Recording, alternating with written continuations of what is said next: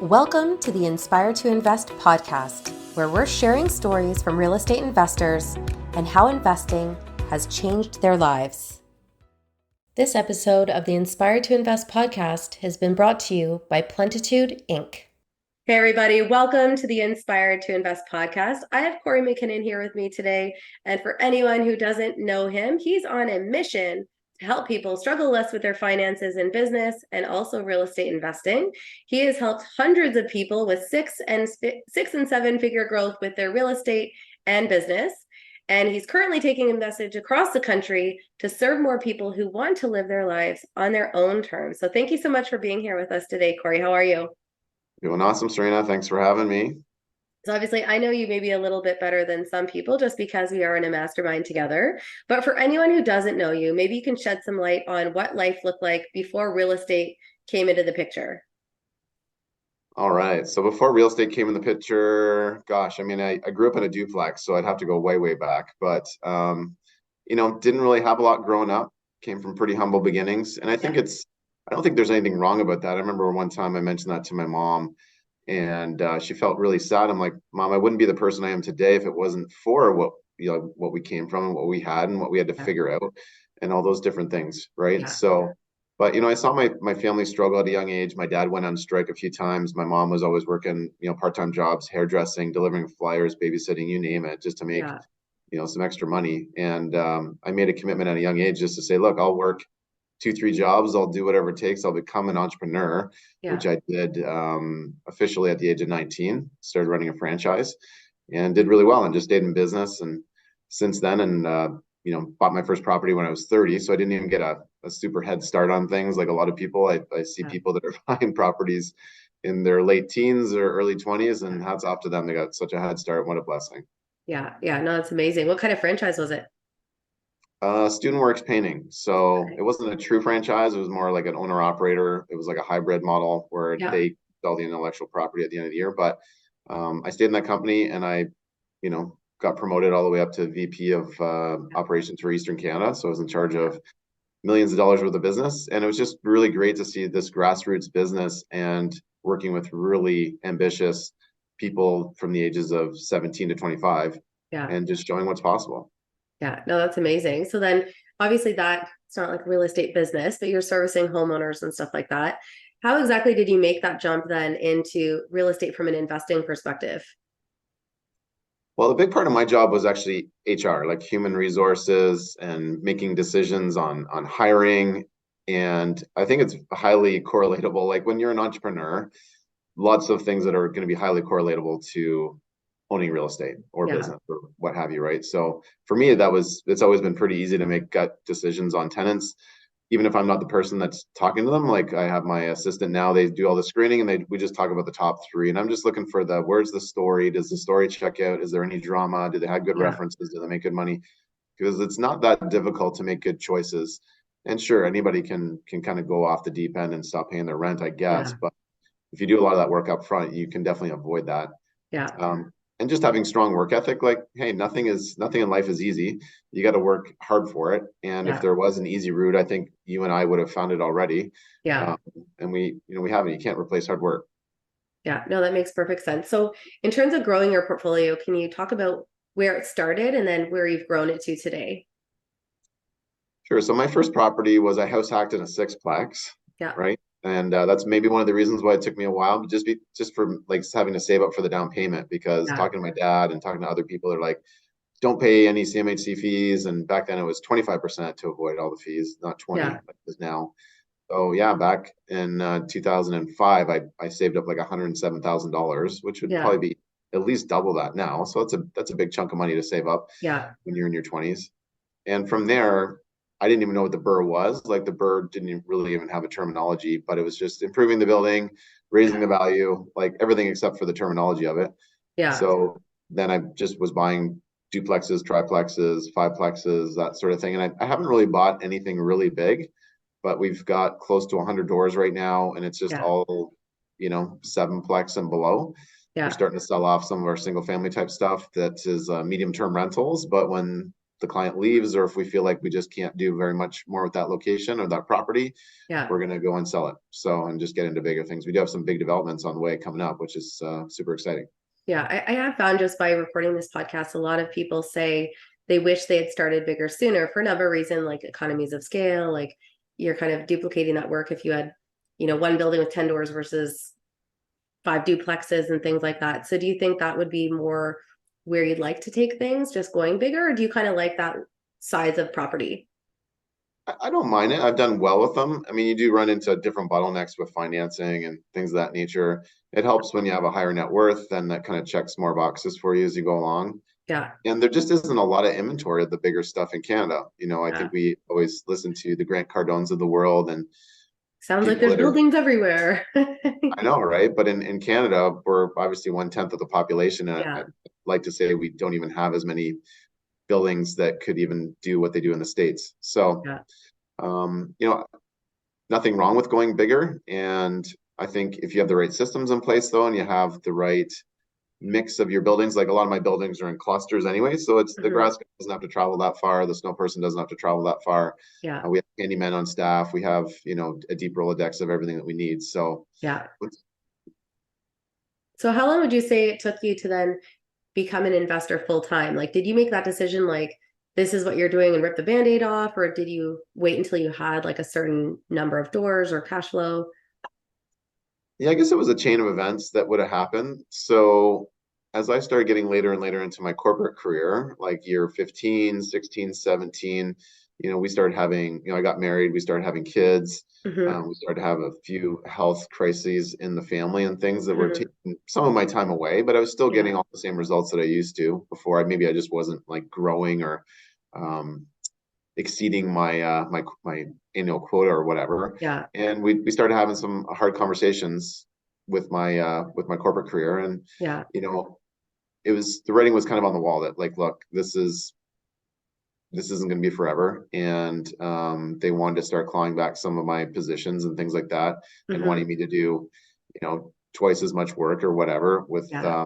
without as many resources. So I'm like, well, I'm going to really double down, triple down on real estate. So we went, I think we picked up 5 or 6 properties that year. Some of them Yeah. are grand slam out of the park home runs, which was great. And we Yeah. got the cash flow up. I didn't totally replace my income, but I wasn't worried about it just because our monthly expenses were pretty low. And I always Yeah. recommend that people here, anybody who's listening, keep your monthly burn rate low. Like even when you're making good money, you don't have to live like a poplar, but don't start Buy a spending Lamborghini. exorbitant amounts of money. I was literally just out for a walk this morning in my Yeah. neighborhood, and I see like people are throwing out their garbage on garbage day. I'm like, Gucci bags from the store, and I'm just like, wow, like I just don't feel like that's necessary until you're at Yeah. the point where all your assets can be spitting off more than enough money that you can ever spend. Yeah. Then you can be buying some of that stuff, right? But in the Yeah. meantime, just keep reinvesting and leveling up over time, and you can always enjoy trips and cruises and you Different know things. Yeah. doodads and toys and stuff like that. Just make sure it's in check. Yeah, no, that makes sense. And I think just like in Rich Dad Poor Dad, he talks about sacrificing and having the assets, and the assets will pay for those things. So I think it's just a matter of how you line those things up. Now, in terms of the year that you talk about picking up that many properties, how did you do that? Because I'm sure people are like, well, how do you just go buy like 5 properties? Like, were you engaging investors at that point in time? Were you taking equity from other properties? How did you go about that? Yes, I don't know if I gave that exact answer to your last question. So it was about 6 years, 6 to 7 years. I believe it was closer to 6. And so what we did was we made sure that all of our properties were refinanced. So we had a good amount of money in the bank, like Yeah, gunpowder or whatever you want to call it, to yeah, go hunting for more deals. And it was a lot easier to get lending back then, right? There wasn't any sort of yeah, tightening and things like that in 2013. That's when so it's been about 10 years, almost to yeah, the 10 years and 1 month since I retired. yeah, And, we were just letting everybody and anybody know that we are looking for deals. yeah, And most of them came through my primary realtor, yeah, but some of them just came through private deals or just people bringing them our way. And I yeah, think it's so important not to let investing or your business or whoever's listening to this be your dirty little secret. Like you need to let the world know, yeah, obviously in a tasteful way. Like you can be way too overbearing and make it the forefront of every single conversation, which I don't recommend. But yeah, when you're in enough conversations with people and they ask you, oh, well, thanks for listening to me. What are you up to? Right. And you can just plant some seeds and let them know yeah. what you're up to. And it's amazing what can come from that when you let the universe know what your Yeah. outcomes want to be. Yeah, no, that makes perfect sense. Now, where did the coaching business come into play with the real estate investing? For sure. So yeah, I'm the owner of Infinite Real Estate Results Coaching and or just Infinite Results Coaching because we also coach business owners too. So when I retired from corporate, there's just all kinds of people that were coming out of the woodwork saying, Kory, how did you do this? Like, how were you able to retire Yeah, by investing in real estate part-time for 6 years? Because we like our jobs, or we want to just have like that nest egg building up for ourselves. And yeah, as people know, like real estate is just such a great way to accumulate wealth over time when you do it yeah, right. So I started to take some people on, and you know and some of these people are just reaching out to me because they're like, Kory, you're the only person that's ever been able to hold me accountable, or you're the only person that I was inspired to grow my business with. So yeah, it was kind of like business coaching, accountability coaching. Some people wanted real estate advice, and I was just happy to help people because I just had this vision of like, I want to help a tribe of people, yeah, and I want to make sure that they don't have to struggle, because I've been through that struggle when I was a kid. I remember just you hear your parents talking when you're trying to fall asleep, and it's not like they were arguing, but they were definitely, I could tell they were talking about money and just, how's this going to work? How's that going to work? I'm yeah, not working right now. I'm on strike or this or that or everything else, right? We're going yeah, through savings. So that's how it evolved. And from there, I just realized, okay, if everybody's going to be coming from a different starting point, different goals, different experience, I need to make like a pantry of tools and resources yeah, for them to be able to go do all the different real estate strategies out there, yeah, and all the different areas, and that all different, starting points and yeah, levels. yeah. And that's what we've done over the past, I'd say really we started getting more into it in the past like 6 years. Yeah. And it's been Yeah, I awesome think to be that's able to serve so many an people. important point. Just you talk about retiring, and I think sometimes people think, well, when you retire, you're going to go out, and it doesn't mean you're not doing those things like traveling and whatever it is that you want to do. But I think at the end of the day, I think it's still very important to give yourself a sense of purpose, and I think that's something that obviously keeps people going. Because a lot of times when people retire, it's like they just wither away. Like if they haven't kind of True. given them that reason to wake up in the morning and do good in the world and stuff like that. So I think that's important. And to your point, just about, when you have your business, I think that's one thing I learned having my own business for 18 years. Like I was 8 years in before I got coaching, and I'm like, there's got to be things I don't know, like ways you can get where you want to go faster, or just people that can look at things objectively because they're not in the weeds with you and stuff like that. Right. So I think for anyone that is listening or watching that has a business or they're a real estate investor, I think the most important thing you can do is just set your foundation up properly and get the right education and resources before you move forward, because it'll save you money and time down the road. So important. It's so Yeah. important. And you can go pretty far on your own. So there's so many resources out there. Like I tell people, literally the only resources I had at the time were the white pages, yellow pages, word Yeah. of, word of mouth, and Yeah. Mike Holmes on TV. And then there was maybe some like Rich Dad Poor Dad or Carlton Sheets type of stuff Yeah. out there. So Russ Whitney, like there wasn't a lot of Yeah. resources out there. Not So compared to now, like with social media and podcasts and everything else. Now looking back at, this last 10-ish years, what would you say you look at as your biggest success and something you're most proud of? biggest success, I guess, would be, you know, being able to scale the way we have without a whole lot of effort, right? And I think it just goes to show, having the right people in your network and letting enough people know what you're doing in a tasteful way. Yeah. Um, Being able to use social media. I remember, I was really into Facebook when it first came out, and it just, I was kind of doing like LinkedIn type of content on there and Yeah. just wasn't getting very much action. So I checked out for a while, but I was encouraged about 6 years ago when my third child was born, like, hey, you should really be back on here and using it. And Yeah. I have. So that's been great. Yeah. So have you changed up your content strategy just because it didn't work well the first time? Yeah, like I was doing like long form content. I was doing, I just wasn't following what people were really interested in, right? When Facebook first Mhm. came out, people just kind of wanted it as just a way to kind of escape and see what their friends ate for lunch and what their pet was doing, and different things like Yeah. that, right? But and some of that could just be your audience, right? Like as you get a different audience, then they're going to be into what you're talking about. Yeah. And so, but I think it's just important to be consistent. And the algorithm's always changing. It used to be like how many people were in your following. You'd pretty much always get like 10-15% of people seeing your stuff. Yeah. But now it's like Such a it's got to game. be relevant, right? So if it's not Yeah. relevant, people aren't viewing it, it's Yeah. not going to get out. Yeah, no, I know there's a lot to keep up with when it comes to that. Now, I guess on the other side of the spectrum, when it comes to obstacles, like, you said obviously growing that portfolio wasn't necessarily strenuous, but would you say there is anything in particular that stands out as one of your biggest obstacles as you have grown your portfolio?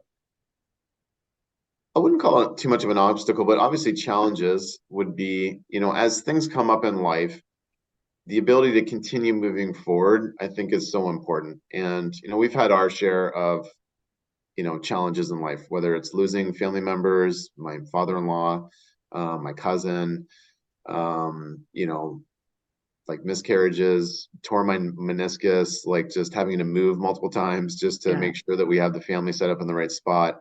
All Hmm. these big life-changing decisions sometimes sideline people for a long period of time. And Yeah. obviously we took time to grieve and to heal and to repair, but you can still keep pushing the ball down the road, right? It doesn't Yeah. take that much effort to, even if you feel terrible, this pain won't last forever, and keep returning phone calls, keep pushing emails down the road. I think it's Yeah. important, no matter what's going on in life, that people will understand if you're going through challenging times, but Yeah. you've just got to keep things moving down the road. Because when you lose momentum and you stop and you start to go backwards, or you Yeah. check out for 6 months, I mean, you've lost all your momentum.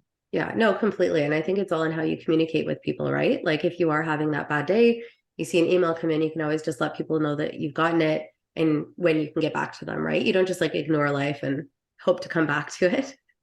Exactly. Uh, Now, I guess further to that, would you say there's anything that stands out to you as a couple of your biggest lessons? And looking back at what that lesson was, if you could go back, is there anything that you would change that maybe would have brought you to a different outcome? Yeah, the time machine question. I used to say that I would want to try this and I want to try that, but again, like, you're on the exact path that you're on for a reason, and our lives are kind of laid out for us Yeah, anyways, depending on what you believe in. So until that technology exists, I just really want people to understand that everything in your life really does happen for a reason, and yeah, your creator or the big person upstairs, or whatever you might believe in, they wouldn't give you more than you can handle. yeah, And that's what does really create your strength and your resilience. And it's the people that don't realize that those are the biggest lessons in life, and that this is yeah, happening to you for a reason, and that you can handle these things. This too shall pass. I will get better at this. Or, you know, if you think in life, lots of times you just got to go back in the past rear view mirror to go, like, look, there's been very, very few times in my life where something's been so persistent and so terrible and it just never went away and it wrecked my life. yeah, Like, no, we get through things. And we always like the gifts that we get given in life, but we usually like the gifts that we want the most, right? yeah, The great things, the A-roll stuff. But, yeah, the stuff that doesn't make the A-roll yeah. are the things that you also have to take in stride too. And they make you a stronger person as well. Big Yeah. time. And I think the most important thing is that when you are faced with those challenges or lessons, to acknowledge them so that you don't keep on repeating those mistakes and you can obviously come out stronger on the other side.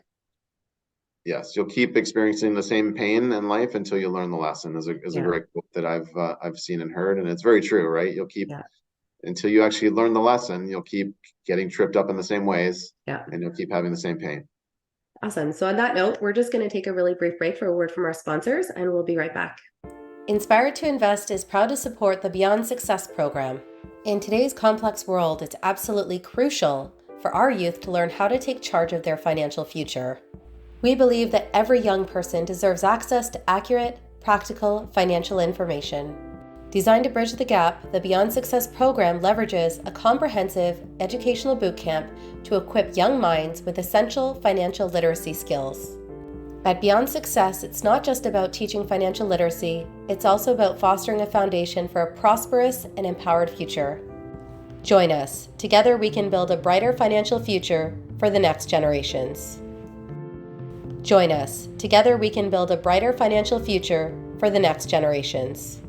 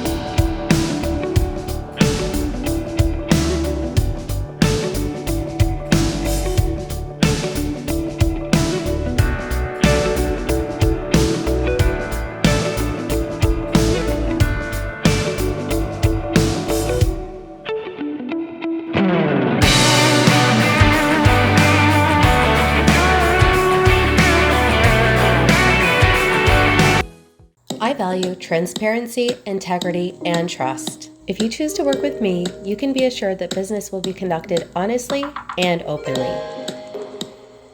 Time is of the essence in this industry, so you can expect nothing short of quick, clear communication from me. I'll keep you informed every step of the way so you feel comfortable throughout this entire process. Our homes are where we eat, sleep, relax, and play. My clients' best interests are at the heart of everything I do. And with this said, my service to you doesn't end when the transaction does. As your realtor, I'll not only help you buy and sell your property, I'll also educate and support you along the way. I want to help you fulfill your goal of home ownership and become your trusted real estate resource for life. I can't wait to share my passion for real estate with you. More importantly, find you the perfect house to turn into your home. Looking to buy, sell, or invest in Durham Region or Toronto? Let's chat. Hey, everybody. Welcome back to the Inspire to Invest podcast. I have Kory MacKinnon here with me today, and he's talking about his career in real estate, not only as a real estate investor, but also a real estate investing and business coach. So one thing I want to know is when you look back at the last 10 years, what's the craziest thing you'd say that's ever happened to you as a real estate investor so far? Well, we had a property burn down one time, so that was kind of crazy. We're on vacation, and Of course, I because always things turn my always phone off. happen on vacation. That's right. Turn my phone off at night, which I recommend everybody does, just to make sure you don't have this thing like sending radio signals to your head all night long. Yeah. And I flipped it on in the morning. There was even a time change. So by the time I turned it on at 7 a.m., it was actually 9 a.m. back home because we're in Arizona, I believe. And the text messages started rolling in. It's like, Kory, I think there's a fire. Kory, there's definitely a fire. Kory, everybody's got to get out of the house. Kory, we're out of the house. Kory, we're safe. All that sort of stuff, right? So it's like, what do you do? Like, there's not really much of a playbook. I can teach someone how to burr a property, but like, what do you do when somebody's had a major fire, major fire? Yeah. I only knew a couple people that had properties that had caught fire. Yeah. And thankfully, my insurance agent was awesome. It wasn't one of those kind of situations where I had to fight tooth and nail. If anything, they actually wanted to just pay out the claim really quickly. I was like, whoa, let's slow this down. I actually want to go through, because their quote was like, gosh, over 100 pages long, just like how they actually detailed out all the losses and all the square footage. And it's amazing how detailed they were. But I caught about $13,000 worth of things that they forgot. So it's good that we actually did slow it down and rebuild the house, change the layout. So now it's kind of worth like twice as much as it used to be. So that's pretty crazy. We just had an interesting session at the LTB where, we won our case. They were back. They didn't pay for like 10 months of rent. We got our order. We got our hearing. Sheriff came came, changed the locks, and tenant broke back in. Oh my gosh. Want to keep living there. So we actually did get paid for all the back rent through his parents and gave him an extra month to move out and get his things together. But I mean, all these little things are going to come up. Yeah. And they call it property management, but you're not really managing the property. Managing properties are easy. It's like you're managing all the people and the personalities in there as well. Yeah. That's interesting. I have a client that I've been talking to for a couple of years that same thing, like got her hearing, that date that they were supposed to move out came and went, sheriff came, and she's actually just, I think, scared being in her own home because she thinks they're going to keep coming back. They actually left a lot of their belongings behind, and just she went through a lot of abuse with the tenants and stuff like that. So I think that is one of the challenges when you do, invest in a tenant-friendly area, but it's all part of the process. So that being said, obviously you have coached a lot of people. So when you think about advice, what would you say is the best advice that you like to pass along to your students? Usually, I mean, we do a deep dive into their entire situation before we start working with somebody. So we have a very detailed onboarding process. And usually there's going to be some sort of stabilization that needs to happen, right? They got some fires and this and that they need to go get taken care of.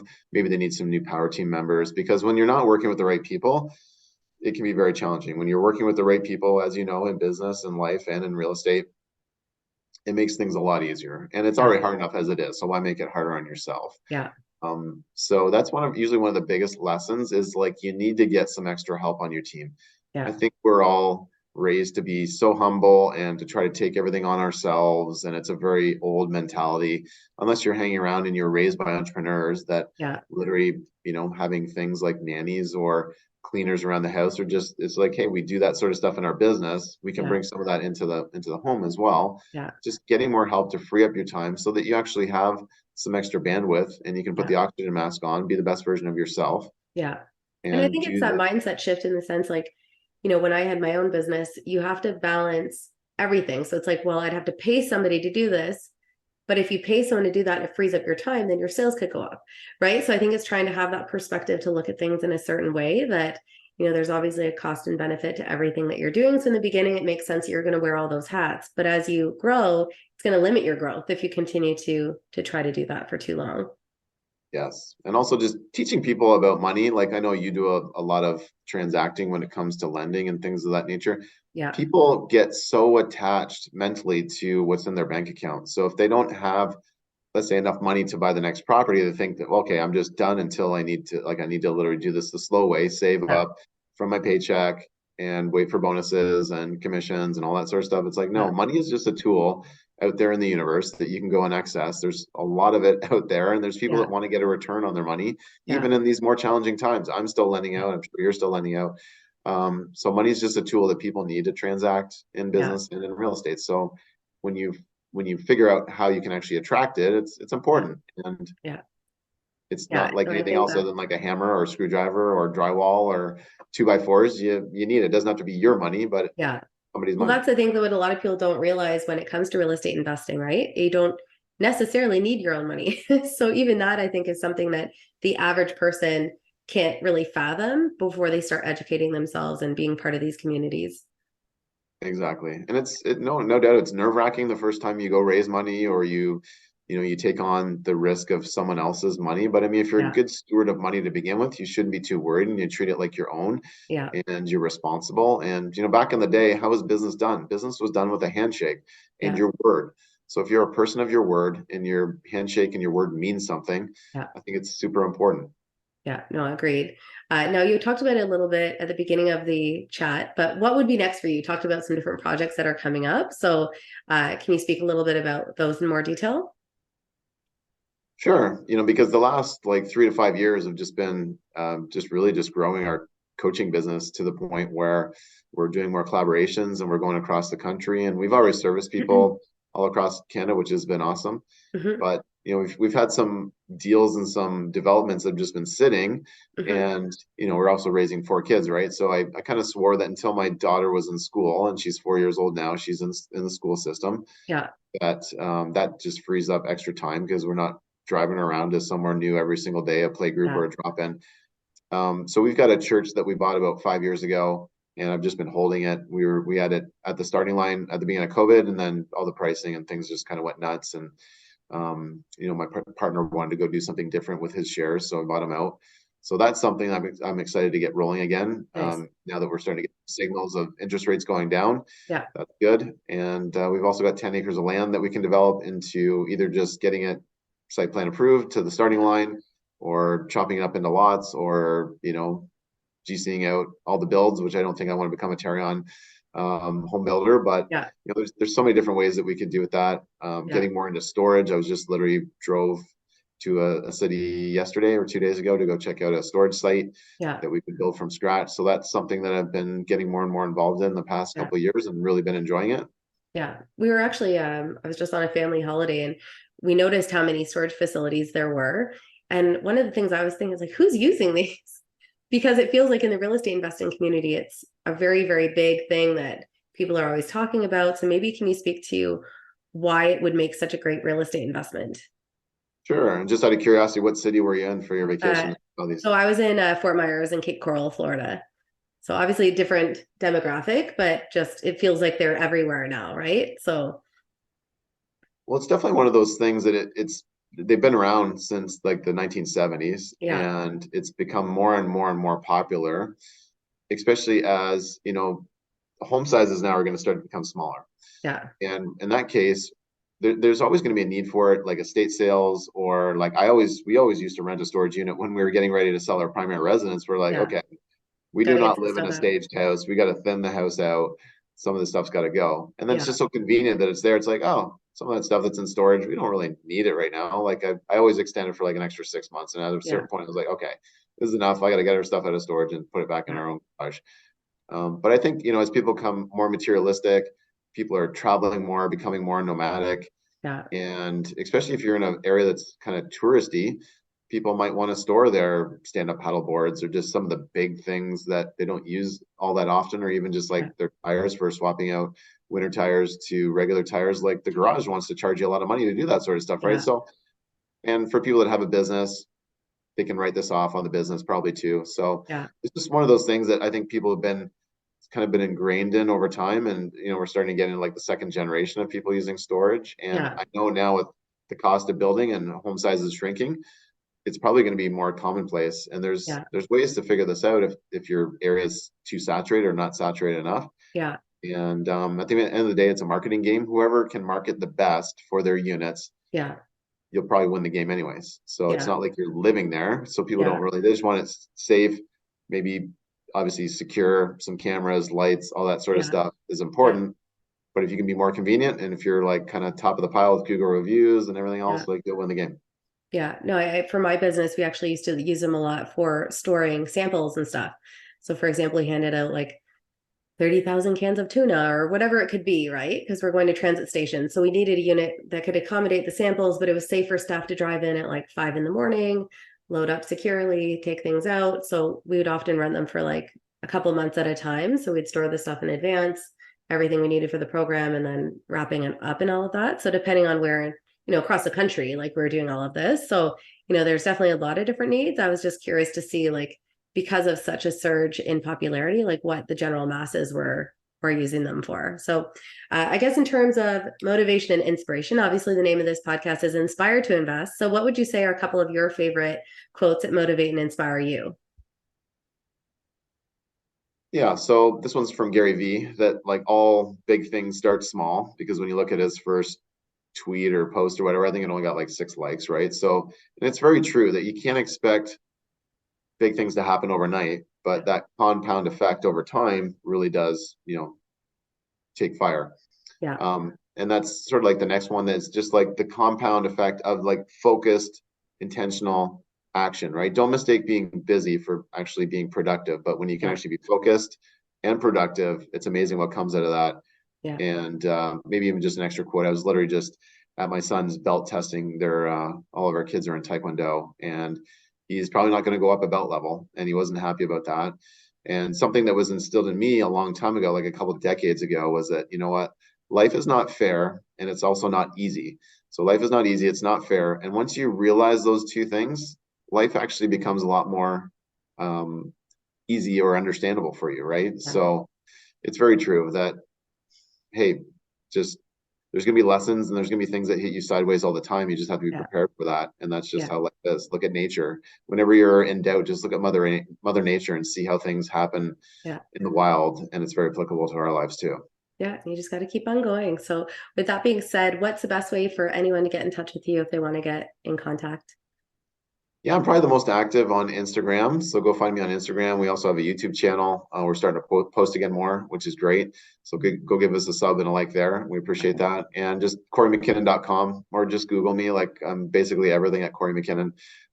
Be easy to find. And I look forward to, serving anybody or answering any questions that people may have moving forward. Happy to help. Great. So thanks for your time today. We'll include your information below. And of course, for anyone that is watching right now, if you've enjoyed this episode, make sure you like, comment, subscribe. You can also follow along on social at Inspire to Invest Podcast. And this episode will be coming to you briefly. But last but not least, make sure that you remember, when you invest in yourself, the sky's the limit. Thanks again for tuning in. Thank you to Plenitude Inc. for bringing you this episode of Inspired to Invest. The views represented on this podcast are for general information only and does not constitute investment or other professional advice or an offering of securities.